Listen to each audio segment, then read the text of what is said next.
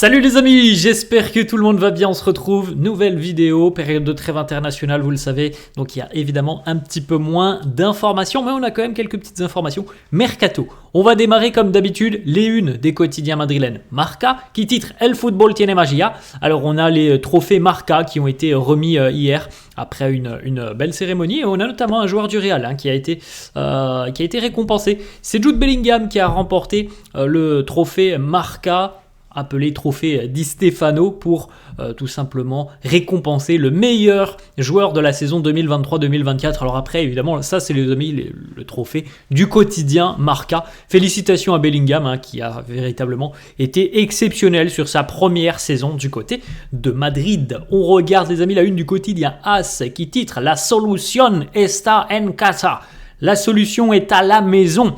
On sait que malheureusement le Real a trop de pépins physiques et que voilà, sur les prochaines échéances et notamment en fin du mois à Liverpool, on va devoir composer, en tout cas Carlo Ancelotti va devoir composer avec une équipe vraisemblablement très peu inexpérimentée et des joueurs qui, pour certains, ne joueront peut-être pas à leur poste.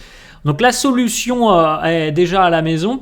On a vu le jeune Raúl Asensio qui est rentré donc face à Osasuna en remplacement de Eder Militao, et donc le jeune Asensio devrait quand même avoir du temps de jeu normalement sur les prochaines semaines, avec en plus la blessure de Tchouaméni.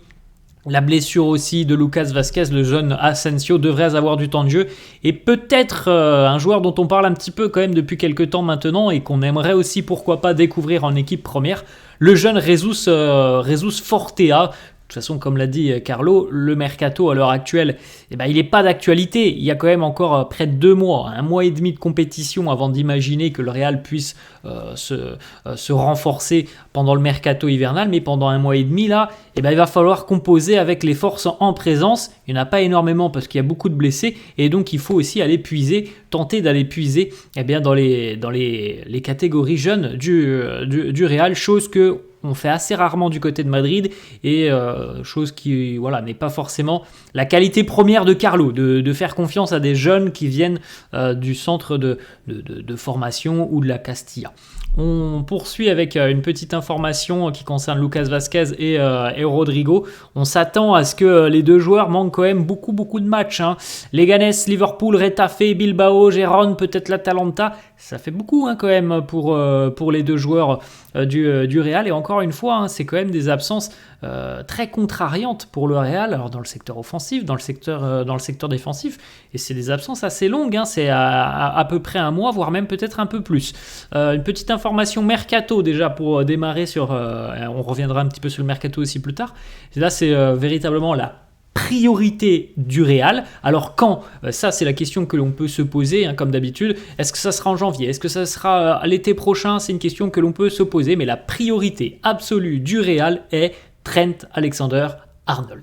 Voilà, c'est Fabrizio Romano qui l'annonce. La priorité du Real, la cible numéro 1, numéro 2 et numéro 3, c'est Trent Alexander-Arnold. Voilà, du côté du Real, on veut absolument réaliser ce transfert. On verra comment évolueront les choses au mois de janvier. Il est normalement plus probable que Trent Alexander-Arnold arrive l'été prochain.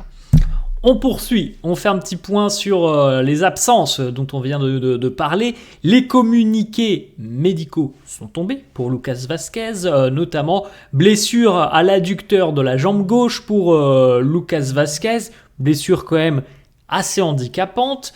On s'attend, attention les amis, ça c'est des informations en Espagne, on s'attend à ce que Lucas Vázquez revienne dans à peu près 1 mois. Donc autant dire que y a quand même des matchs avant qu'il revienne, puisque là on nous annonce la coupe intercontinentale donc le 18 décembre, un petit peu avant les fêtes de Noël. Donc voilà, déjà un bon mois normalement d'absence pour Lucas Vázquez, un bon mois, 1 mois et demi peut-être pour Lucas Vázquez, donc c'est pas une très bonne nouvelle. Donc il va falloir évidemment trouver des solutions. Bon, moi j'étais pas un grand fan, je ne suis toujours pas un grand fan de Lucas Vázquez, mais c'est pas une raison pour souhaiter que le joueur soit blessé. J'aurais aimé qu'il continue, qu'il puisse aider. Maintenant voilà, il y aura d'autres solutions. Bon, on a vu que Fede Valverde était potentiellement une solution, même si bon, moi je préfère voir Fede plus haut au milieu de terrain tout simplement, Mais voilà, étant donné la situation, peut-être que Fede sera une solution. Et on l'a vu tout à l'heure sur la une du quotidien AS, peut-être que Jesus Fortea aussi sera une solution. Petite image d'ailleurs, c'était ce week-end lorsque Lucas Vazquez s'est blessé à peu près à la 35e minute de jeu. Il a tenu jusqu'à la mi-temps. Bon, il est sorti, on lui a mis des bandages au niveau des cuisses. Il a tenu jusqu'à la mi-temps, entre guillemets.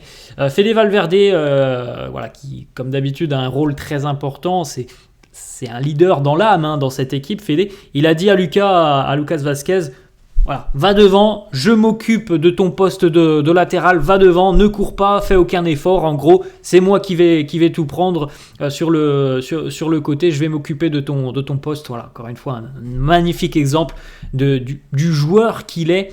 Fede Valverde, c'est un gars irréprochable.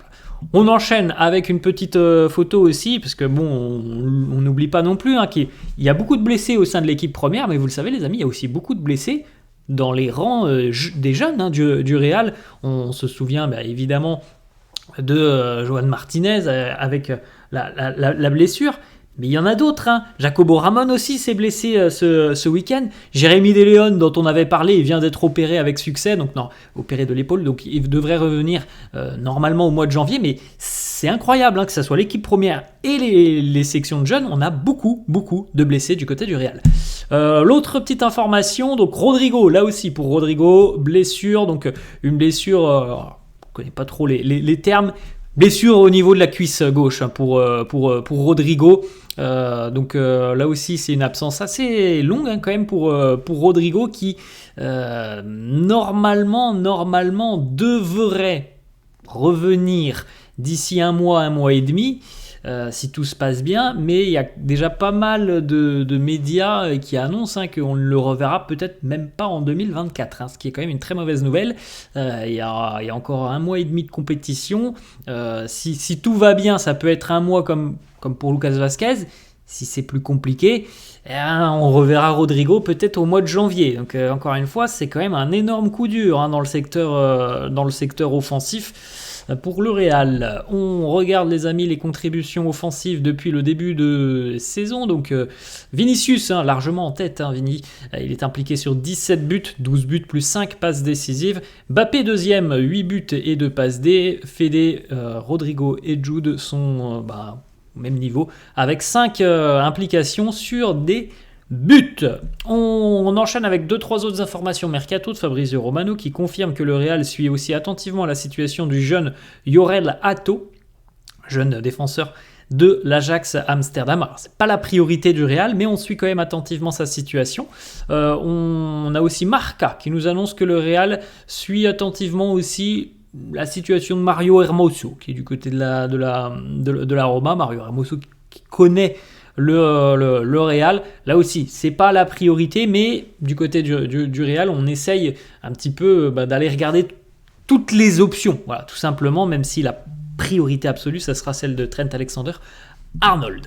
On jette un coup d'œil, quelques petites photos, certains madrilènes, évidemment, ont rejoint leur sélection nationale. Vinicius, par exemple, qui a rejoint la sélection brésilienne. On a Arda Güler qui a le sourire avec la Turquie.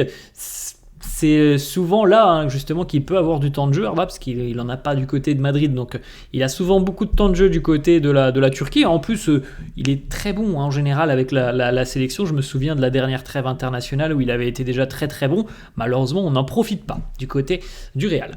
Le sourire aussi pour Brahim Diaz du côté de la sélection marocaine. Fede Valverde, lui aussi, qui est arrivé du côté de l'Amérique du Sud et de l'Uruguay. Luka Modric, lui, du côté de la Croatie. Donc voilà, les Madrilènes qui retrouvent petit à petit leur sélection nationale. Une petite photo aussi des visages quand les joueurs ont compris que c'était très sérieux, que c'était très grave, la blessure de Eder Militao. Regardez le visage déconfit, de la mine déconfite de Bellingham, la tristesse aussi dans les yeux d'Eduardo Camavinga pour Eder Militao. On est encore tous un peu sous le choc de cette nouvelle blessure, de cette nouvelle terrible blessure pour Eder Militao. Le petit message aussi de Carlo Ancelotti à l'adjoint d'Osasuna, Pendin, qui était sur le banc de touche, puisque l'entraîneur d'Osasuna, lui, était en tribune, je crois qu'il était suspendu. Voilà, Carlo qui a eu un petit message pour Pendin en lui demandant « J'espère que tout va bien pour ta famille du côté de Valence.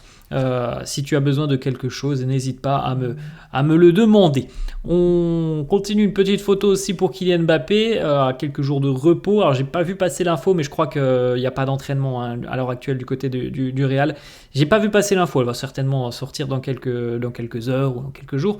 Mais je crois qu'il y a quelques jours de repos pour ceux qui ne sont pas convoqués avec leur sélection nationale. Donc Mbappé était de retour à Paris. Il a pu profiter notamment d'un petit week-end où il a retrouvé notamment l'un de ses anciens coéquipiers du côté du PSG, à savoir Achraf Hakimi, visiblement une petite partie peut-être de FIFA.